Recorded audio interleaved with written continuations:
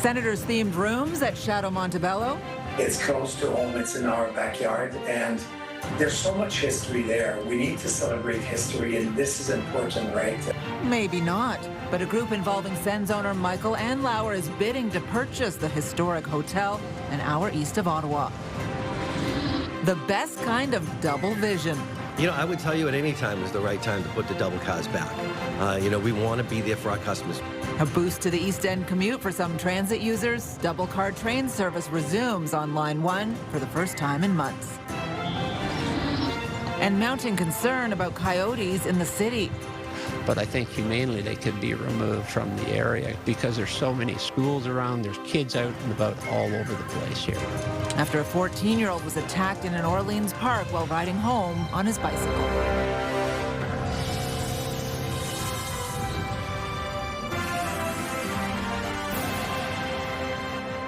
Good evening. We begin tonight with new details about the potential sale of one of the country's most iconic resorts. Ottawa Senators owner Michael Andlauer is part of a local group bidding to purchase the Fairmont Chateau Montebello.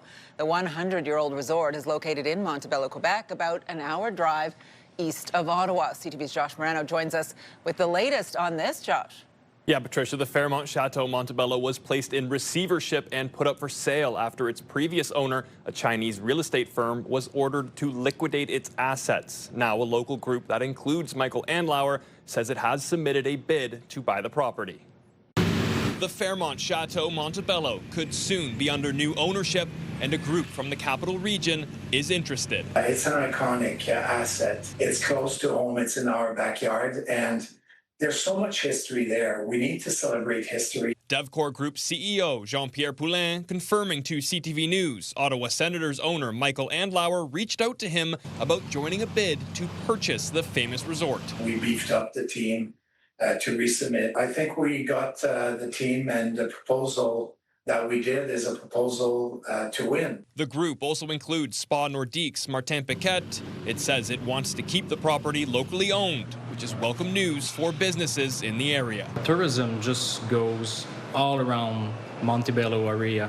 We're like a big resort here, so if you help the hotel, you kind of have to help, the business all around it. We all know how much he care about, investing and being part of the Gatineau region as much as the Ottawa region. So it feels that it's a perfect opportunity for us to do that. The resort was put up for sale in 2024 after its previous owner, Evergrande, a Chinese real estate firm, was ordered to liquidate billions of dollars in assets after accumulating significant debt. It's good to keep it in Canada for sure. If there's somebody who wants to do it, current owners aren't able to do it, then that's not a bad thing, is it? While Poulin hasn't specified how much the group is offering, he says they've submitted a fair bid. It's more than just a number. It's important for this asset to have the right owner with the right vision and the depth on all fronts, right? Financial, construction, development, all of this to do what's the best for the employees, for the Fairmont. Poulin says he and Andlauer have already submitted the bid, and now it's up to the receiver to review offers. The sale would eventually have to be approved by a judge. In a statement to CTV News just moments ago, Andlauer says, quote, "When I became the owner of the Ottawa Senators nearly 3 years ago, I immediately made it clear that I intended to get involved through the Ottawa-Gatineau region. Since then, I have been open to any opportunities to get involved in the Outaouais." Patricia. Intriguing stuff. All right, CTV's Josh Morano live for us tonight. Thank you. Well, for the first time since January, LRT Line 1 has returned to full service with double-car trains. A mechanical issue that plagued the system for months still is not fully resolved, but the head of OC Transpo says this is a significant milestone. CTV's Leah Larocque was speaking with transit users today and joins us in studio with more on this, Leah. Patricia, Rick Leary says since he started his job, he had a checklist, and getting full service back was top priority. Now that that's accomplished, it's about building the system's durability and gaining riders' confidence back. Yes, you are seeing double. Double car service on LRT Line 1 is back, and Emily St. Jean is giving light rail another shot. I just started a new job, so this is my first day back on, yeah. For nearly 5 months, service was reduced after OC Transpo was forced to pull most of his fleet because of an issue with the axles. That's why I've been driving to work, because I haven't wanted to deal with it. At Blair Station, riders still crowd at the front of the platform out of habit. But when the train arrives, riders relieved. Considering we're usually packed in there like sardines, very. The head of OC Transpo calls this milestone significant. I was tasked with getting 2-car trains back, increasing the reliability and increasing the capacity of Line 1. So today's our first day doing that. Started doing a little better when it came to installation, doing some of the work. The materials showed up. Leary says there is still more work to do. Not all the axles have been replaced, and every 100,000 kilometers they need to be checked. And there is still no root cause, but he believes the system is more reliable. I've said it many times, over the 30-year life of a vehicle like this, there'll be many, many modifications, re-engineering, improving the products. It's not unique to Ottawa. A sensor has been installed on several vehicles to monitor for irregular vibrations or issues. Yes, but let's see what happens when Orleans is going to be working. Rick Leary says the next step is getting set for the Eastern Extension to open. He says he's having meetings every day and is hoping to nail down that timeline as soon as possible. The shortage has delayed trial running on the Eastern Extension. But for now, a little more legroom. Good news, according to riders, to get light rail back on the right track. That sounds good to me. I feel like it's a little crammed sometimes. What do you think?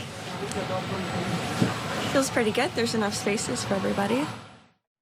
And to compensate riders for all the issues they've endured, Councillor Sean Menard and the Mayor are putting an idea on the table at Council this week to give riders free transit over 2 weekends, one in September, the other following the launch of the Eastern Extension. Patricia. All right. CTV's Leah LaRocque live for us tonight. Thank you.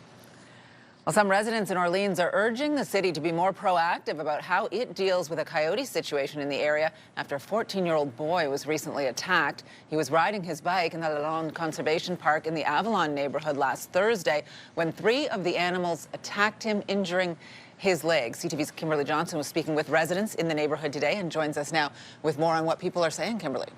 Patricia, residents say that the animals can be seen at all times of the day. I myself saw at least one moving around on Saturday at 1 o'clock in the afternoon. Some residents say that they've had their own encounters with the animals, but this recent escalation is definitely a concern for them.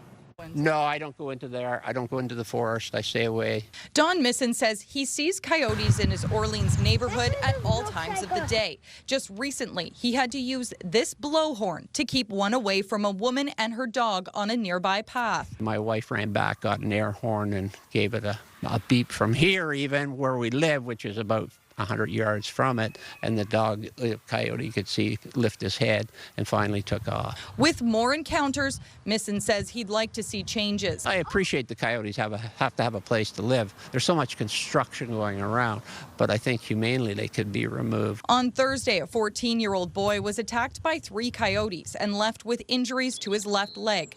In recent weeks, the city has posted no entry warning signs near the den at Lalonde Conservation Area. This resident says he'd like to see more of a balance. Be more proactive. So what we had in the beginning, there was police tape out kind of boarding off these small paths. If we know that there is still the chance, we should probably put up at least barriers to impede people from trying to cross these paths. The vice president of the Greater Avalon Association says when the coyotes were first spotted weeks ago, the city told her to expect them to move on at the end of June. If you remove wildlife habitat, then we have more wildlife in the city. In my point of view, they're doing what they can with this situation. Residents remained mixed about the situation.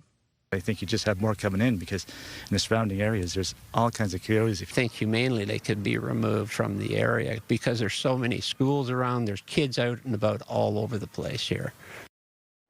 The city did not release a statement by airtime, but over the weekend, the area's councillor said that multiple departments are working together to assess the situation. The city's wildlife strategy doesn't go into detail about how to deal with coyotes. The city takes its lead from Coyote Watch Canada, which focuses on coexistence. Patricia. CTV's Kimberly Johnson live for us tonight. Thank you. We have extended coverage of the Coyote situation in Orleans, including that recent attack on the 14-year-old boy. You can find more stories online, including our interview with his mother at ctvnewsottawa.ca. Still ahead, June is a month for milestones, graduation and convocation. But what's next for university students entering a tough job market? That story coming up. And here's a live look now through our Centennial Glass sky cam. It is a nice warm evening in Ottawa, 26 degrees in the capital with more heat on the way tomorrow. It was beautiful this morning on the bike, the noon hour as well. And when the Governor General was out walking around in town today, it looked really, really good out there, Jackie. Yes, we didn't quite hit the 30-degree mark, but I don't think many people are complaining. No rain in sight, lots of sunshine, and you mentioned it, Patricia, we are anticipating more clear skies for tomorrow. Right now, temperatures sitting around 23 to 25 degrees, not just here in Ottawa, but really throughout eastern Ontario. That heat will carry us into tomorrow. The overnight lows, about 10 degrees, clear skies. We've got southerly winds moving in, and you're going to notice the winds are going to be much calmer for our Tuesday. Daytime high anticipated 30 degrees. So fingers crossed we are going to hit that 30-degree mark. Now, we talked about clear skies for our Tuesday, perhaps a little bit of some cloud cover as we get into Tuesday evening. We are paying attention to this weather system, though. There's a slight chance that parts of the valley could see some rain moving in. We'll get a closer look at your long-term forecast in just a bit. Patricia. All right, thank you, Jackie. Well, a man in his 50s has died after suffering a heart attack while swimming at the pool at Carleton University. Paramedics were called to the campus around 8 p.m. last night. The man was rescued by a lifeguard who performed CPR along with a campus security guard until paramedics arrived. The man was brought to hospital in critical condition, where he later died. An Ottawa man is dead after a multi-vehicle crash in Nova Scotia. It happened in Lunenburg County, about an hour outside of Halifax. According to the RCMP, a truck entered a construction zone where traffic was stopped and then collided with 3 other vehicles. The 65-year-old from Ottawa in one of the vehicles died at the scene. A passenger in that same vehicle, a 64-year-old from Ottawa, suffered life-threatening injuries.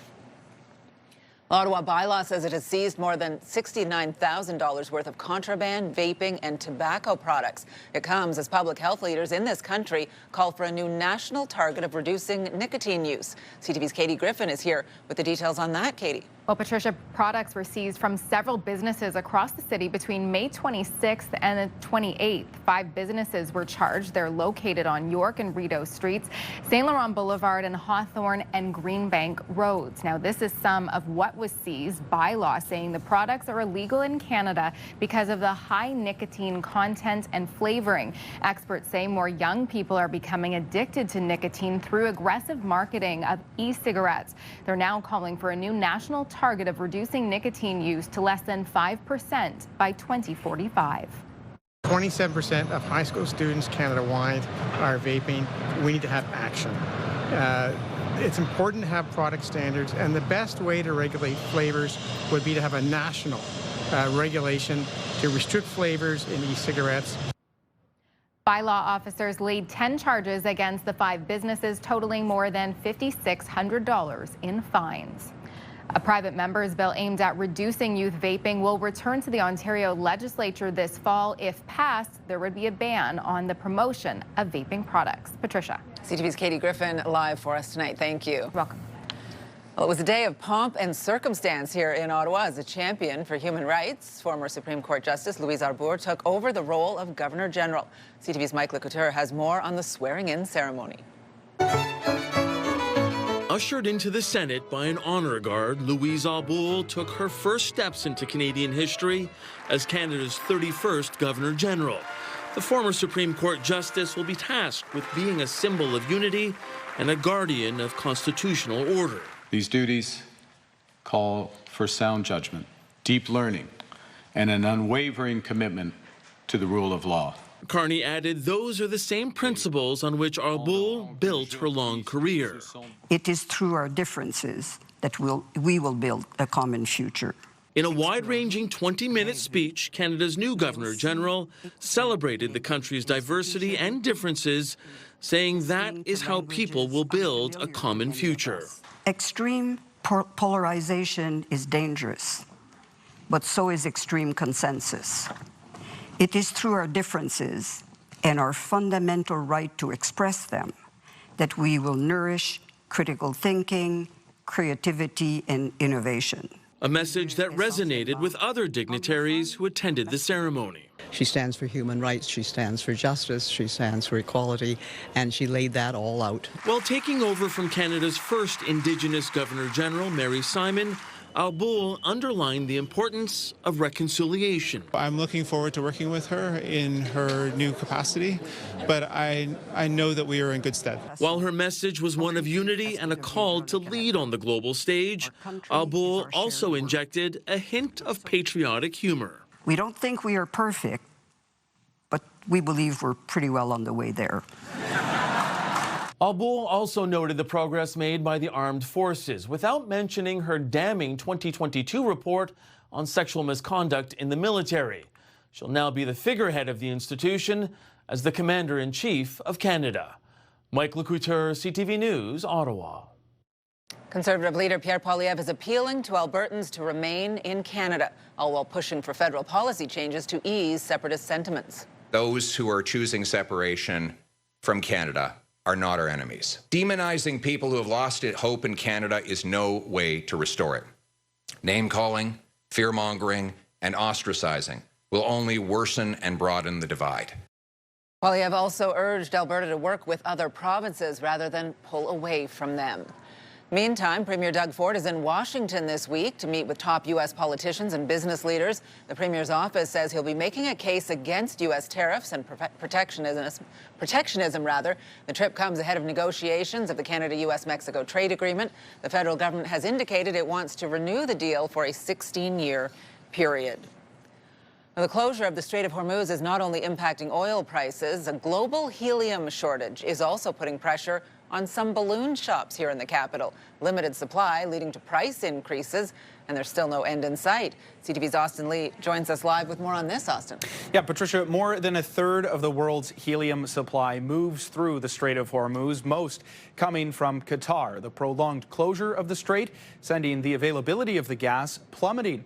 And it's not just party balloon businesses that rely on helium. In fact, they make up just a small portion of helium use. The gas is also used in space exploration, the manufacturing of semiconductors, and medical imaging operations like MRIs.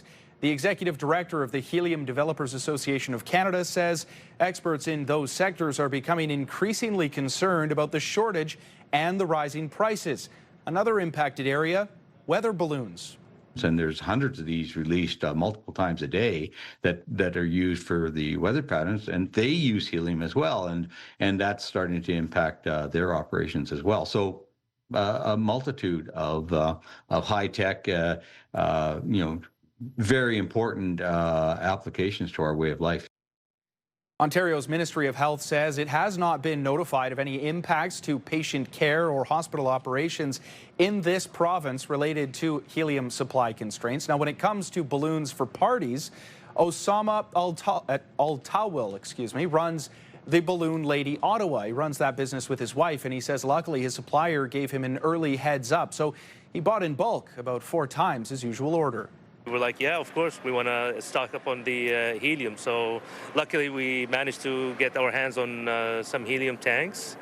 And so far we have enough supply to cover, let's say, just the summer. And hopefully he still has more. Now, for some balloon shops, helium prices have doubled or even worse, and this is not the first time the supply of helium has taken a hit. It's actually the 5th in the past 20 years, the 4th coming when Russia launched its full-blown invasion of Ukraine back in February of 2022. Now, industry advocates say these examples should serve as a wake-up call for Canadian political leaders to better promote domestic production. Saskatchewan, for example, seems to be listening. That province hopes to grow the sector to 10% of global production by 2030. Patricia. All right, CTV's Austin Lee live for us tonight. Thank you. Well, this one is a little hard to believe. Today marks 10 years since a sinkhole opened up on Rideau Street and swallowed a van. It was back on June 8th, 2016, when the sinkhole formed just east of Sussex. No one was hurt. The massive hole was blamed as one of the main reasons for delays in Stage 1 LRT construction.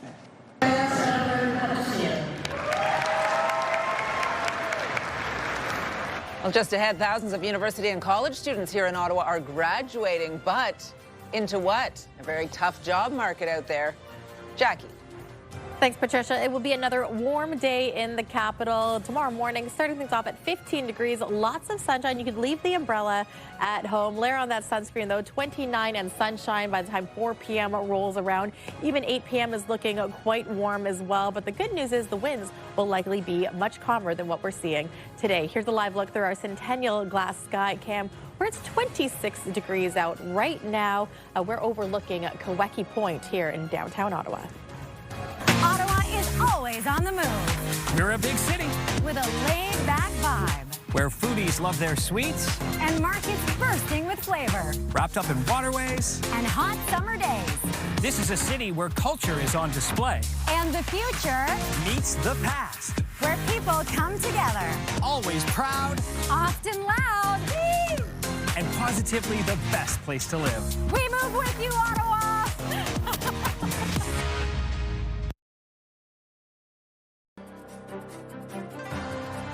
Taking a look at the roads on this June Monday. What we're seeing right now looks like it's moving pretty well at the tail end of the commute. Maybe a few people starting to get into vacation mode. And it is officially graduation season. Hundreds of students walking across the stage at a convocation ceremony at Carleton University today. And while it's an exciting time, many, of course, are worried about looking for a job in this economy. CTV's Camille Wilson reports. Rachel Facette has been waiting for this day for a long time. It feels amazing. I finished my thesis and just defended my dissertation. Her family coming to watch her graduate from Carleton University at Monday's convocation ceremony. I graduated with a Master's of Arts in Political Science with a co-op. She says she's ready for what's next with a job lined up. I'm very lucky with my co-op. I was able to get bridged in to National Defense, so I'm very excited to be working there and continue working there.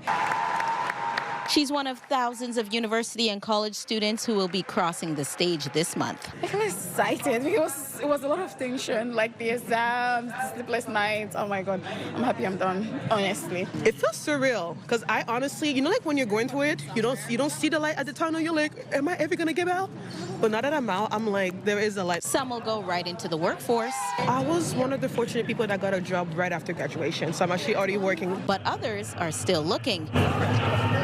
The latest data from Statistics Canada shows the youth unemployment rate at 13.4% in May, more than double the national average. Excited for what's about to come, a little worried about heading into finding a full-time job and everything, but excited. It's difficult, but thankfully I feel like I've gained enough skills in my program and in work experience that I had the opportunity to undertake thanks to this program. And so I feel like between that and the connections I've made that I'll be able to weather the storm. But even with the uncertainty, these graduates are looking forward to their future. But it's still better than being in school, to be honest. 5 years of hard work and dedication, tears. We cried, but we made it. I have a lot of hope and aspirations for the future. Camille Wilson, CTV News. It is a lot of work and then more work, but congratulations to all of them. And certainly the weather could not have been better for today's ceremonies. Beautiful blue skies, warm temperatures in the capital. The forecast calling for one more day of sunshine, but then we're looking at a chance of rain for the rest of the week. We want to take a closer look at that weather forecast. I know, Jackie, I'm looking at how beautiful it was for that graduation. Yes. I'm going to a graduation out west where the temperature is not expected to be anywhere near that warm and the conditions are not expected to be anywhere near that good. So that's really the backdrop you want for graduation. Hopefully you get blue skies and maybe it improves, sunshine, yes. Regardless of the temperatures.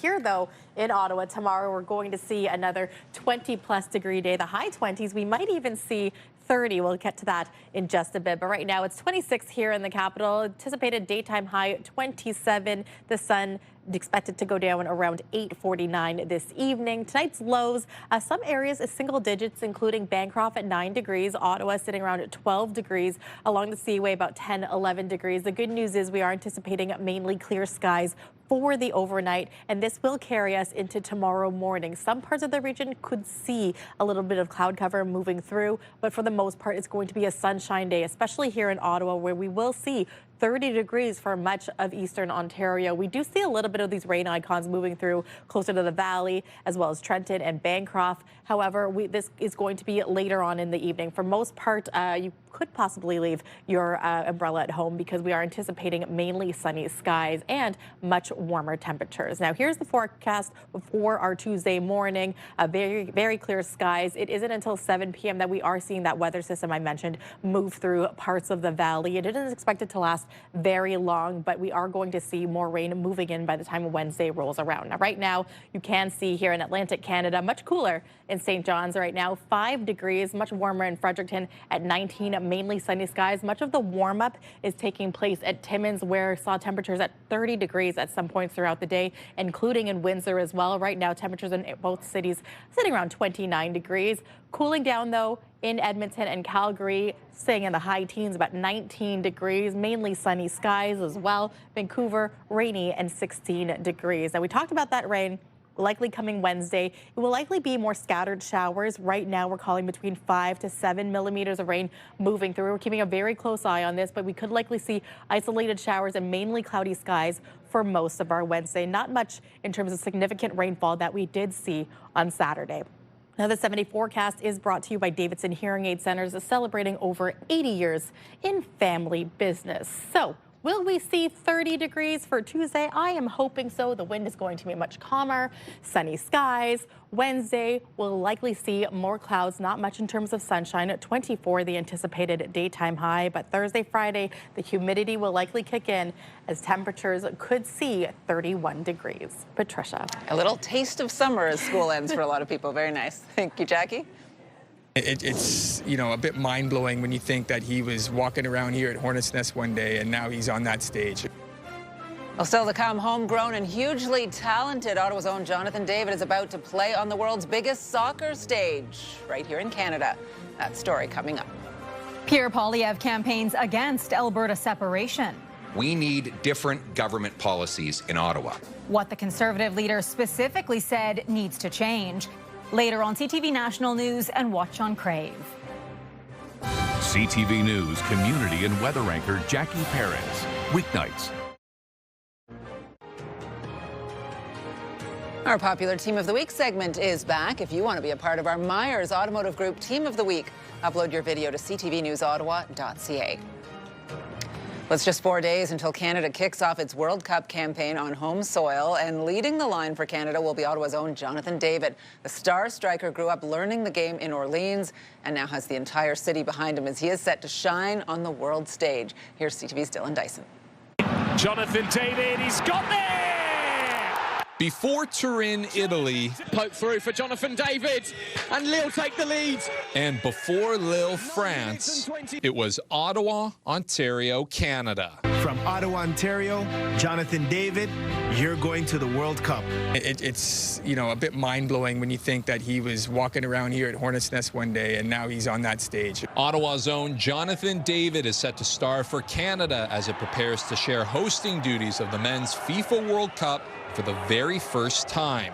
But before reaching the world stage, David's playing career started right here on these soccer fields in Orleans. As a player, he was just dominant up front, always played striker, would just score goals. He's always a pleasure to watch, always worked hard. He was a very disciplined player. From his first season with the Gloucester Hornets at the age of 9, it was obvious that David was a level above. I remember there was one game where he played in men's and he was 18 at the time. And when we were shaking hands, we all told him, we hope we don't see you again. You don't deserve to be here. You need to go, and good luck, but we hope we don't have to see you here in Ottawa again because you deserve more. It's David for Canada! Jonathan David gives Canada the lead! But even with all that skill, Jonathan David stayed in Ottawa and played his high school soccer at Louis Riel Secondary School. I don't know if he had lunch once the whole 4 years he was here, because he was in the dome during lunchtime, touching balls, playing soccer with 2 or 3 of his friends. Known to be quiet and reserved, David is now heralded as a celebrity at his alma mater. The kids here, of course, there's a sense of pride, to be training on the same field where Jonathan was training. There's pride there to be part of the same program, the same school. Now, as Canada's all-time leading goal scorer, David's former coach has one last piece of guidance ahead of a World Cup on home soil. Maybe the only advice I would give him was that to enjoy the moment. This is a once-in-a-lifetime opportunity. Like, he's lived it in Qatar, but this one's going to feel and be very different. Dylan Dyson, CTV News. Enjoy the moment. The fans certainly will. Well, now some other stories you need to know right now. It appears Ottawa's 3-item limit is helping cut down on the amount of waste heading to the Trail Road landfill. New data shows nearly 162,000 tons of garbage was collected from households last year, down from nearly 180,000 tons in 2024. The 3-item garbage limit was implemented in September 2024. City staff estimate the landfill has about 9 years left before it reaches capacity. The city did buy a new private landfill for $95 million in January. Rent prices in Ottawa continue to slowly decline. According to a new report from rentals.ca and Urban Nation, renters paid an average of about $2,100 in May. That's down $11 from April and down 2.2% compared to May 2025. However, in Canada, rents are increasing. Average rent there was more than $2,500 in May. That's the third highest in Canada. An Ottawa councillor is now the president of a national organization that represents municipalities across the country. Tim Tierney was elected president of the Federation of Canadian Municipalities over the weekend. He's the first councillor from Ottawa to hold that position in 80 years. Hi, how are you? Hi, we're just here with the Ottawa Fire Services. We're doing our annual wake-up program where we go around the neighborhood just making sure that residents have working smoke alarms. Firefighters visiting homes in Ottawa this month, making sure your smoke alarms and carbon monoxide detectors are installed and working. The Wake Up campaign happens every year. Firefighters will visit residential areas between 10 a.m. and 4 p.m. every Sunday this month. Participation is voluntary.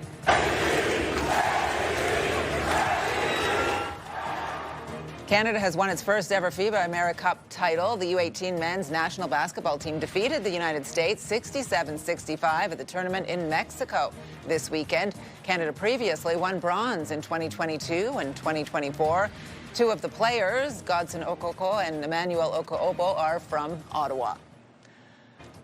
This strategy of $150 million with strings attached is not going to be enough to drive the, airline behavior. Coming up, the federal government launches a new loan program to help airlines struggling with high jet fuel costs. You're watching CTV News with Patricia Boal. Get the latest live local breaking news. Sign up now for our morning and evening CTV News Ottawa newsletter. The best local content from CTV News, Your Morning Ottawa, and News Talk 580 CFRA. Get it all in one place. Sign up now at ctvnewsottawa.ca. The CTV News Ottawa newsletter is brought to you in part by CAA Business.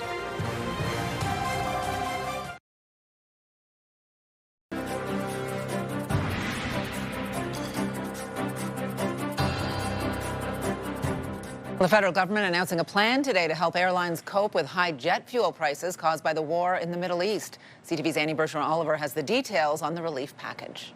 Ahead of a busy travel season, the federal government is offering airlines a boost to help offset the impact of turbulent oil prices. This is an important step, an important signal from the federal government that they are watching this situation closely and that they're willing to put some money on the table to prevent, difficulties from taking place in the Canadian airline industry. Experts say domestic ticket prices in Canada have gone up at least 15% since the war in Iran began. In late April, U.S. Gulf Coast jet fuel hit $4.34 USD a gallon.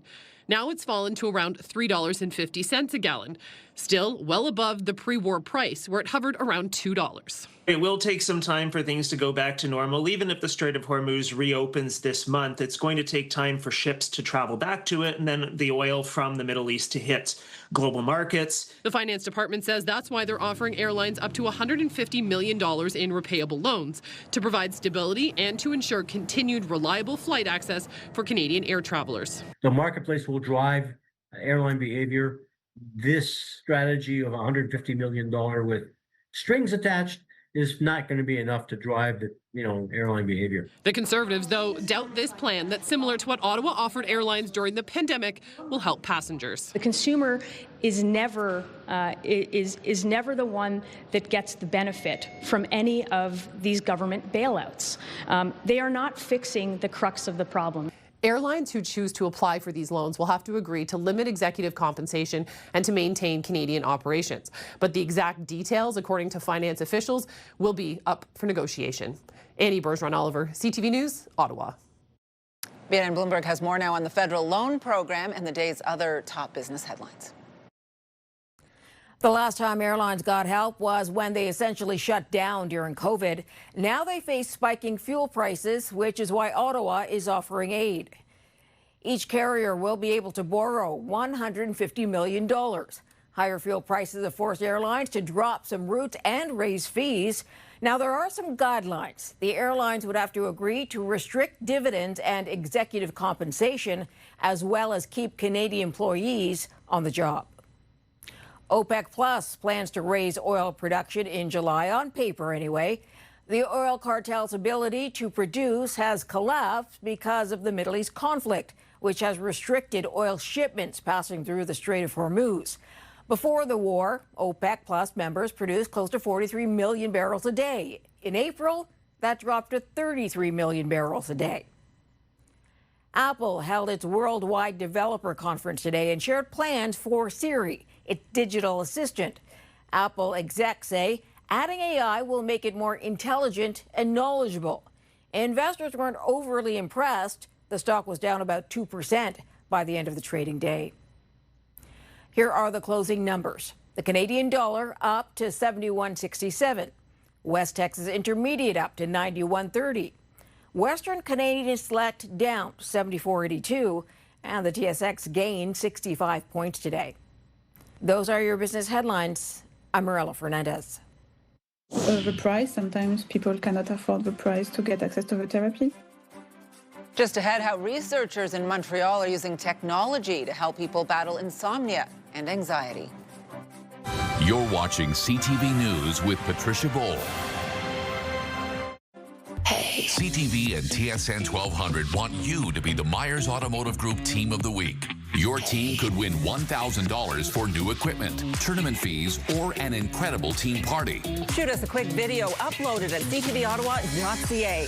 Whether it's hockey, ringette, choir, band, or any team in between. Each week, the winning team will join us live in studio at CTV Ottawa at 6 to claim their prize. Enter today for your chance to be Myers Automotive Group Team of the Week.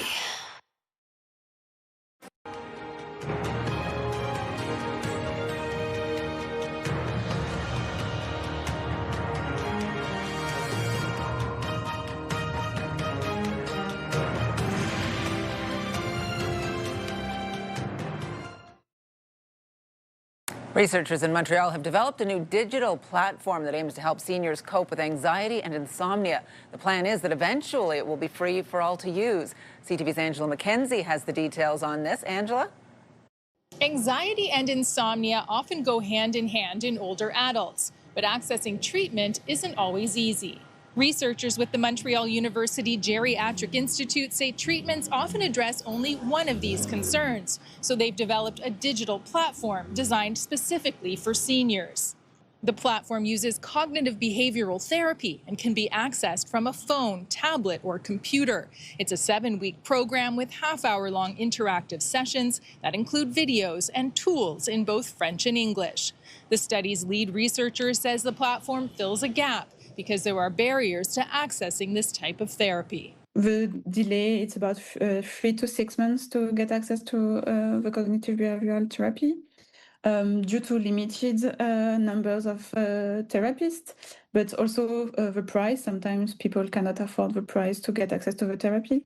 And also in older adults, they may have some lower mobility, which could be maybe easier for them to directly have access to the therapy from home and not having to move in person to be physically there for the session with a psychologist. The platform has gone through the clinical trial phase and is still being studied. The researchers say trial participants saw a significant improvement in sleep and a marked reduction in anxiety. Up next, they're hoping to get long-term funding to make this platform free of charge to the public in 2027. Angela McKenzie, CTV News. Coming up, Ottawa embraces its title of Shawarma Capital of Canada. This annual event even breaking a world record. Jackie. Well, thanks, Patricia. Taking a look at the next 3 days, we can see that Tuesday, 30 degrees and the sunshine. Wednesday, we are anticipating a little rain showers moving through, so it will be our coolest day at 24 degrees. But then we're back up to 31 for not just Thursday, but even for Friday. Yes, there is a slight chance of showers, but we could likely see more sunshine by the end of the week. Here's a live look through our Centennial Glass Sky Cam. Lots of sunshine right now. Downtown Ottawa, looking towards Lansdowne, and that temperature right now sitting at 26 degrees.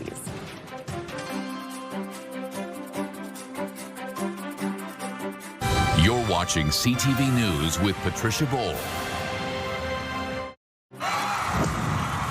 The National Capital Region is jam-packed with incredible experiences you don't want to miss. Hey, it's Tanea Taylor, your iHeartRadio Weekender, powered by Barhaven Ford.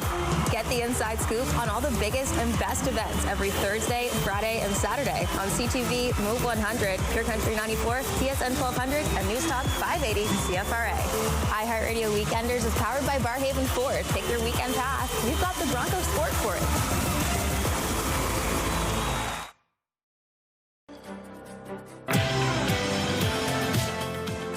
Tomorrow on Your Morning Ottawa, country star Tim Hicks is bringing his Going Somewhere tour to the nation's capital.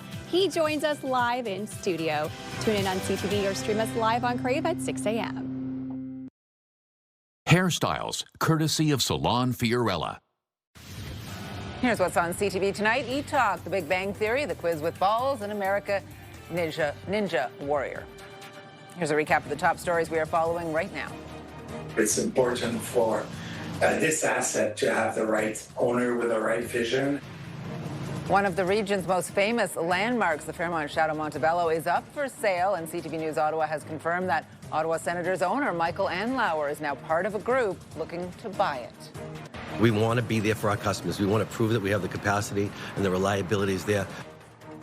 Big morning, full service resuming on LRT Line 1 after nearly 5 months, but the mechanical issue still has not been fully resolved. Still, OC Transpo boss Rick Leary says it is a major milestone. I think humanely they could be removed from the area because there's so many schools around, there's kids out and about all over the place here. Residents in Orleans raising concerns about coyotes in that area after a teenage boy was attacked last week. A final check on the forecast. Now, Jackie, some warm weather today and some more of it tomorrow, maybe even warmer. Yes, take advantage of this evening if you want to get out and about. Tomorrow morning, much cooler start, 14 degrees, but the sun will carry on for another day. Winds are going to be much calmer as well. Not much activity for wind. However, a daytime high, 30 degrees. That overnight is going to be quite warm, 20 going into Wednesday. We're only getting to a daytime high of 24 degrees for our Wednesday, and we will likely see scattered showers throughout the day. Early forecast showing 5 to 10 millimeters. Won't see much in terms of sunshine for Wednesday, possibly even Thursday. Saturday is when we will likely see the guarantee of the return of the sunshine. But look at Thursday, Friday, 31 degrees. So I anticipate it will be quite humid as we wrap up this week. We're still on Monday, so enjoy tonight, enjoy Tuesday, and we will see if this changes by the end of the week. Yeah, some very hot temperatures in there, but still bouncing around quite a bit. Yep. Maybe a thunderstorm in there at some point. I wouldn't be surprised. We want to check in and see what our news team is working on for tonight. Stefan Keys will be on the desk at 11:30. Steph? Yeah, thank you, Patricia. The World Cup in Canada is a big deal, and it's also big business. So much so, you can't blame many business owners and individuals in the host cities and beyond for wanting to capitalize on it. But tonight we'll share with you just how strict the rules are and why one person was even scared to say FIFA or World Cup in an interview. Sponsors pay big money, and so the soccer tournament brand, worth billions, has many not even wanting to come close to violating the licensing rights. We'll have that story full of insight tonight at 11:30. All right, good stuff, Steph. Thank you very much. And finally for us tonight, dozens of restaurants from across the country gathered here in Ottawa yesterday, as you know, for the second annual Shawarma Fest. It's like paradise. Like, there's shawarma shops everywhere. It's lots of fun. Little slice of heaven right there. It's a popular event with shawarma lovers for sure. It took place here in the Byward Market, the festival hosted by our own Stefan Keys. Big round of applause. Restaurants competed for the best tasting shawarma. Boustin, a chain based out of Montreal, took the top prize, followed up by local favorites, Three Brothers and Shawarma Palace. The event even set a Guinness World Record for the longest line of shawarma sandwiches. That is pretty cool. More than 2,400 of them. They were donated to the Shepherds of Good Hope. I feel like Josh Morano maybe ate half that chain yesterday. It looked like live on air. How good was that? It was a great time. Last year was the inaugural year. I was a judge last year. I was hosting this year. And let me tell you, it's easier to host than to be a judge because there's just not enough room in your stomach for all that goodness. Yeah. Even for you. Even for me. Even for me. They look amazing and delicious. Great event. World record holder. It's Ottawa's claim to fame, right?